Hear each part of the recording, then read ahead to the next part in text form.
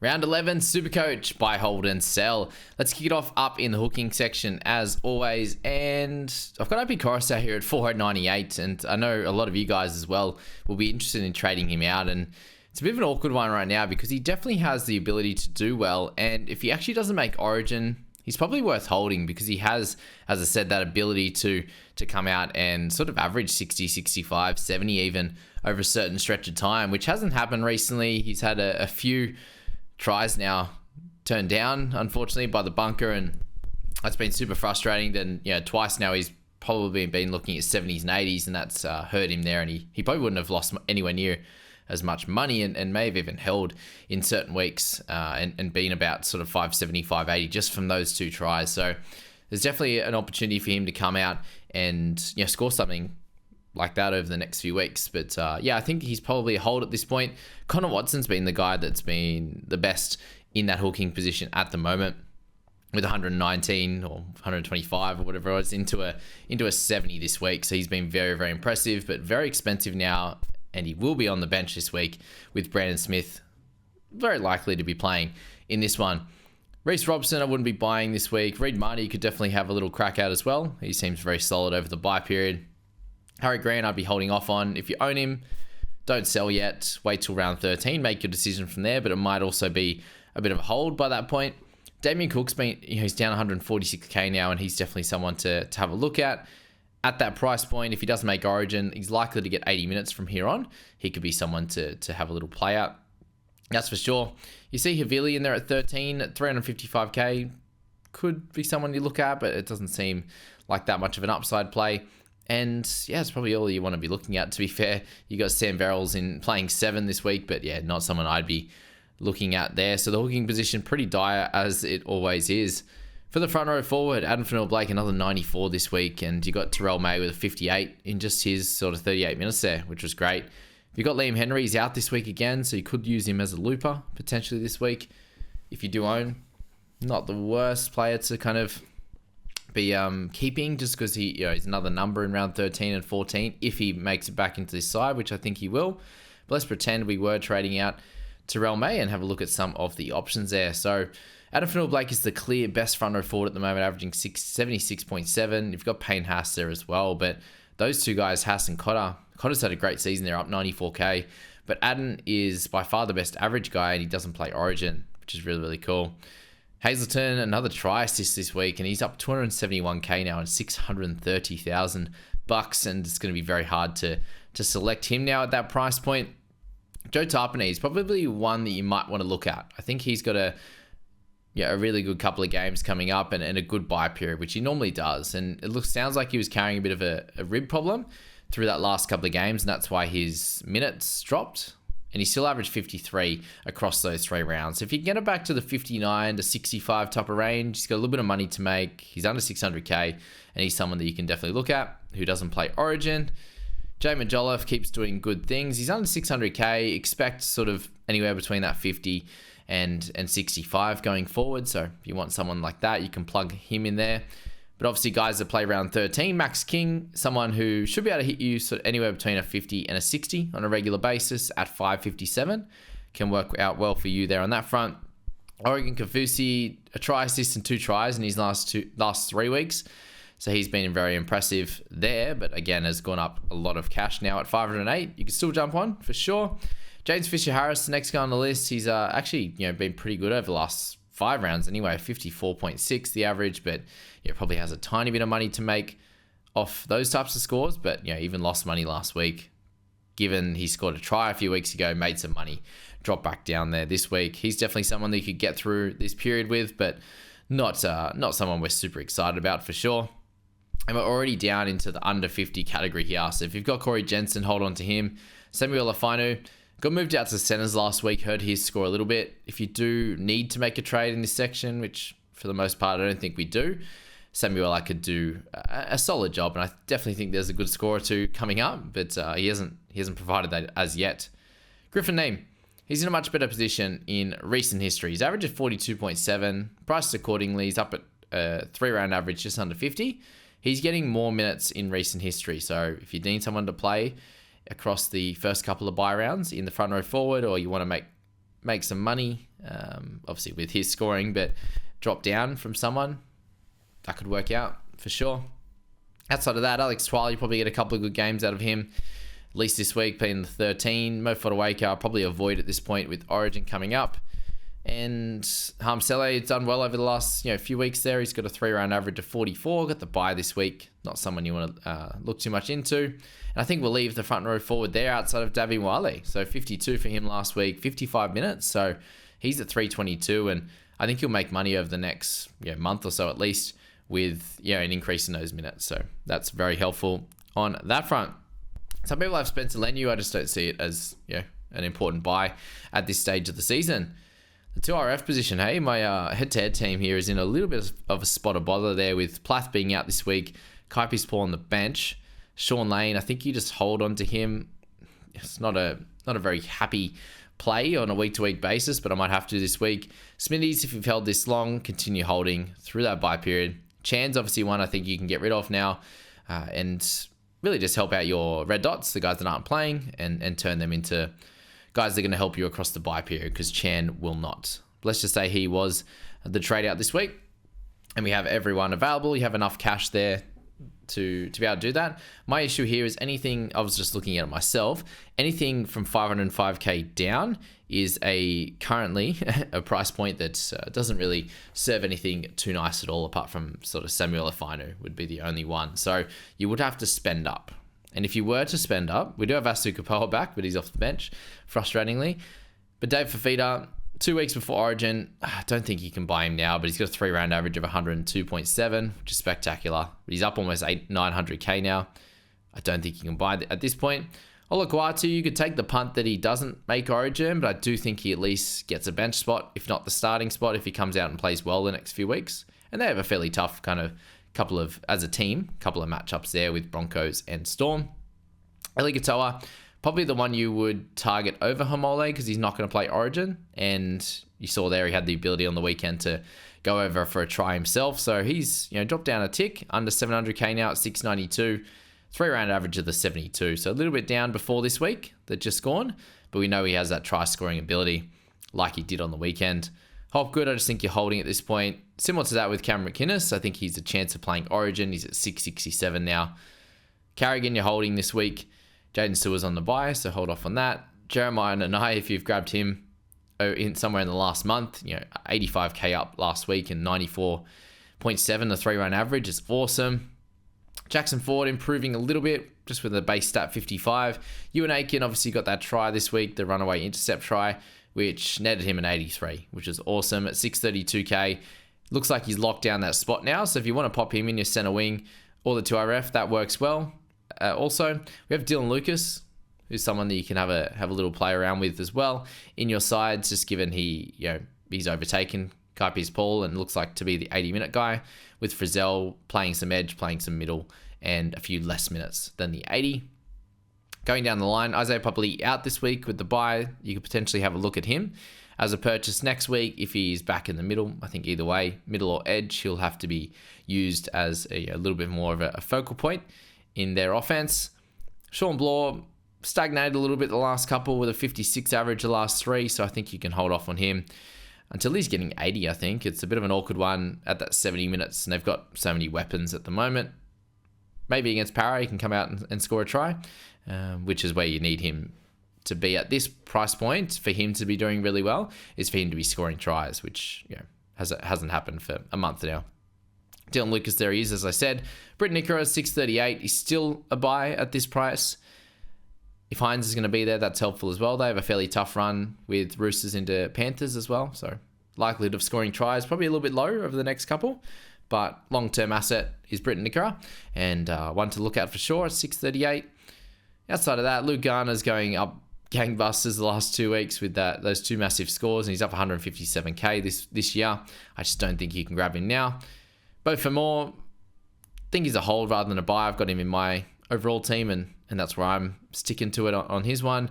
Sell Bateman, obviously, on that one there. And then we're getting into sort of an average in a territory which isn't too great at this point. Obviously, as I said, no one really at this price point either, under 500k with these types of averages that would be worth purchasing.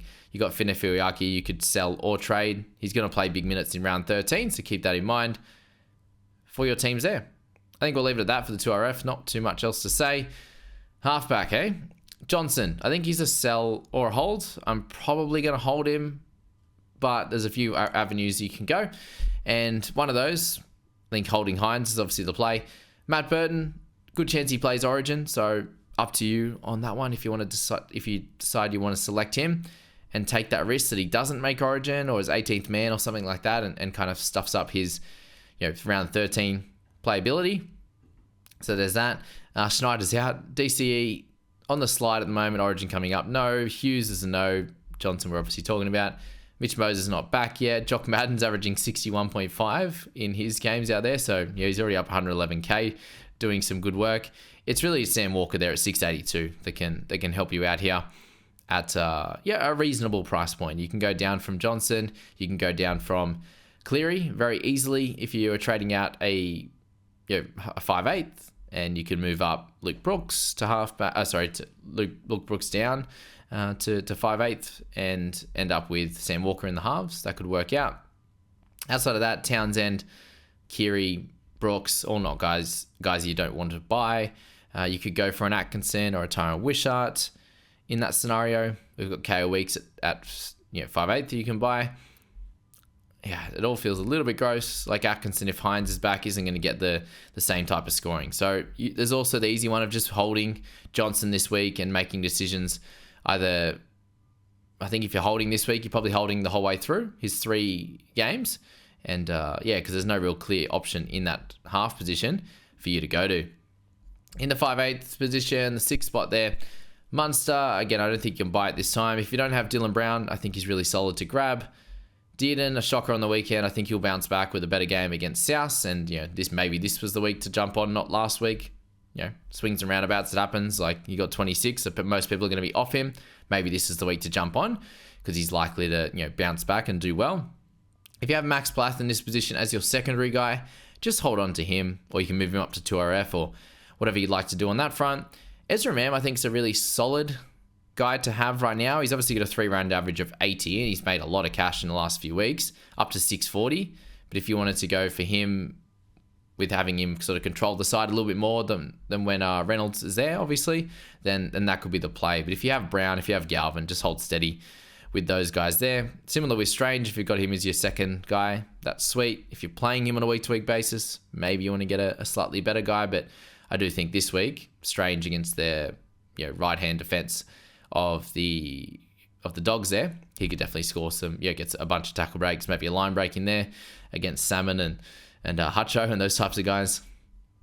Going down the line, not too much else. You could look at like Jerome Luai, obviously being in control of this side, but probably not super ideal. And as I said, KO Weeks didn't play last week, obviously, but he's a potential guy that you can grab in who's going to make some cash this week. So have a look at KO there for sure. They could definitely work out. There he is at 273 after 2 scores there, averaging out to 53.5. So good stuff for him. On to the center wings. So Dom Young, the clear negative break-even guy for the week after he's 160. If you're looking at my team there, Jermaine Osako, yes, went up some cash again, but he's the one, as I said again, that got 41. This week wasn't that great, but maybe in Magic Round he goes nuts and he's the best vice captaincy or captaincy option for your teams there. So keep that in mind. RO keeps starting. Blaze Talangi you could buy at 319. You've got Armstrong at 290 odd, who has made 90 odd K in his first price rise. He's got another one to come before their buy and is likely to play round 13 as well. Talangi likely as a good play this week as well. Taylor May, not super excited about him. Val Holmes, expect to bounce back. He was poor on the weekend, obviously. So he'll want to right that wrong. Still got 56, even with that. Should have been a 90. But alas, we move on. That's for sure. With Val. So let's go in and have a look at the potential options as well. In that section there, with Manu being out, just cop that 1 week loss. Same with Lomax with their buy. Who would be the best buy? The purchase this week, obviously Dom Young is still on the way up. That's cool. Garrick's up to 746 now. 3 massive price rises. Actually, it's hard to purchase him. If you want the quick cash grab, Jacob Gagai is going to start this week. It looks like if he manages to do that. at 204k, averaging 71.5. He's going to have a nice rise. For those that have held on, happy days for you. You've got Hammer returning this week. Please don't buy him in this one. Could likely do well against the Tigers, but not one you want to grab this week.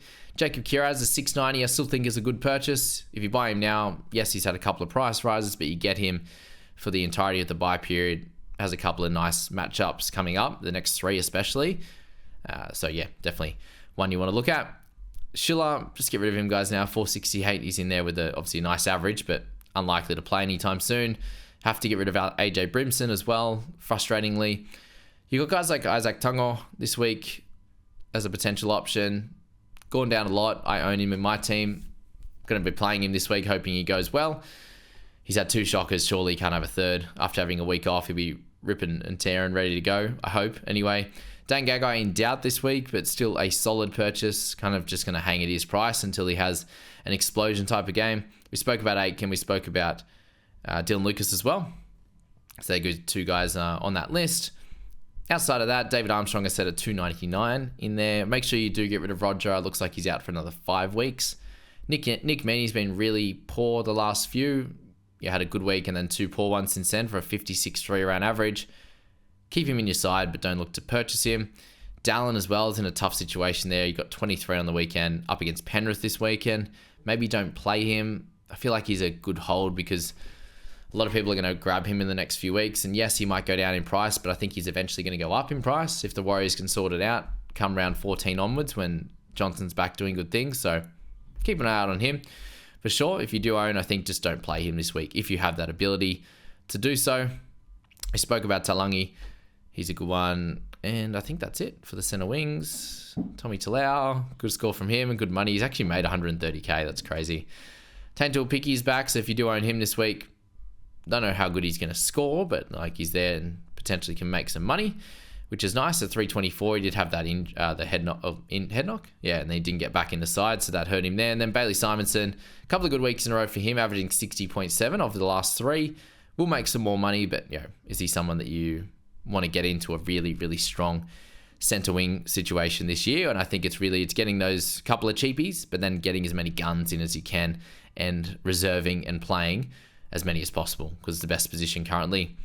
Scott Drinkwater in the fullback slot is the best buy of the week just because he's coming up against South and obviously plays 13 and 14 as well. Drinky's the guy. I think the second best option for the week is going to be Reece Walsh. He comes up against... who's Walsh up against there? Manly. So it should be fun for him. He's goal kicking, doing good things. I think he's the second best guy you want in that position during Magic Round, especially at home there. A lot of people saying, everyone can see him scoring that big try where he does the big jump in the air and the big chest land, belly flop on the ground. Everyone's expecting that for sure over Magic Round. Dylan Edwards at 920. If you have enough cash, he's just going to be the safest guy to own.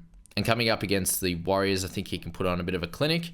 So he's a good one to have. Tedesco doing good things. If you want to jump onto him at 705, it's still fairly cheap. But I think Drinkwater over Teddy, unless you think Tedesco's not going to make Origin. If that's the case, then Dylan Edwards wouldn't be a buy. It's a 50-50 at the moment. It's a hard one to work out. Chance at 6. He's obviously stemmed the bleeding a little bit with that 72 on the weekend. So you can hold again. And as I said, he's going to have to do a fair bit over this period with Johnson being out as well. And being at 6, he's going to get some tackle numbers. And hopefully he's obviously in that attacking line as well. On... probably going to be the right-hand side. I'd imagine Tamari sits on that left-hand side still, but we'll have to wait and see. Latrell, if you want to go against the grain, he's the option there. Garrick as well, you could pick up, but yeah, it's a tough little stretch for him. You probably want Tolu Kola. Actually, I forgot to mention Tolu Kola at the mid-400s in the centre wing. He's the one I skipped through. Sorry about that. I think he's a really solid pickup this week. We know he has tremendous upside. The price isn't too crazy, and he's going to be a bit of a point of difference. So if you jump on and he does go well in these next few weeks, then you've jumped ahead. Other people will be buying him after their buy round, maybe after the Penrith clash, and he could already be 550, 600k, and then for a few weeks it's probably not worth it, and you've got the upside, which he definitely has. So up to you. Mid 400s, I think that's a very easy selection for you there. And then, there he is at just about to come down to him in the fullback spot anyway, 470k. coming off a 65 will start to make a little bit of money after a 50.7 average over the last 3. Far longer there. If you end up with him, just hold on. Hopefully he's a good play this week. Hopefully he can score a try and do some good things. If you are owning him, I think you do play him. Probably no point owning him if you weren't going to hold. So that is that for the buy, hold, sell for round 11. Obviously, make sure you're checking where you're at in terms of numbers for round 13 and 14. But I do think in Supercoach, compared to that of Fantasy, that it's much easier to get a solid, strong 13 and then 17 in round 14 there, which is cool. So good luck coming into Magic Round. Hope to see a few of you guys out there, and we'll see you in the next video for Supercoach with my trades.